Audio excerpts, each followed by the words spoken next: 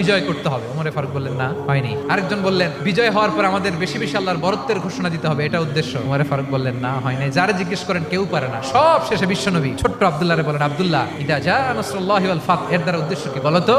ছোট্ট আব্দুল্লাহ বলেন, হুয়া আজালু রাসূলিল্লাহ, এই আয়াত দ্বারা বিশ্বনবীর বিদায়কে উদ্দেশ্য নেওয়া হয়েছে। ওমরে ফারুক বলেন, হাযা হুয়া, এটাই তো সঠিক উত্তর, এটাই সঠিক তাফসীরে আয়াতের। কারণ ইদা জা নাসরুল্লাহি ওয়াল ফাত, যখন আল্লাহর সাহায্য আর বিজয় আসবে, ওয়া রাআইতান নাসা ইয়াদখুলুনা ফি দীনিল্লাহি আফওয়াজা, আপনি দেখবেন দলে দলে ঢলে ঢলে বানের পানির মতো মানুষ ইসলামের দিকে ঢুকতেছে।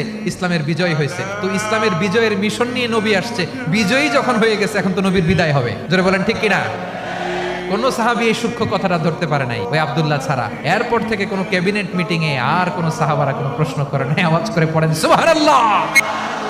বিশ্বনবী আব্দুল্লাহ ইবনে আব্বাসকে দ্য এডুকেটর অফ দ্য উম্মাহ, উম্মার শিক্ষাবিদ হিসেবে গ্রহণ করেছেন। আওয়াজ করে পড়তে হবে আল্লাহু আকবার।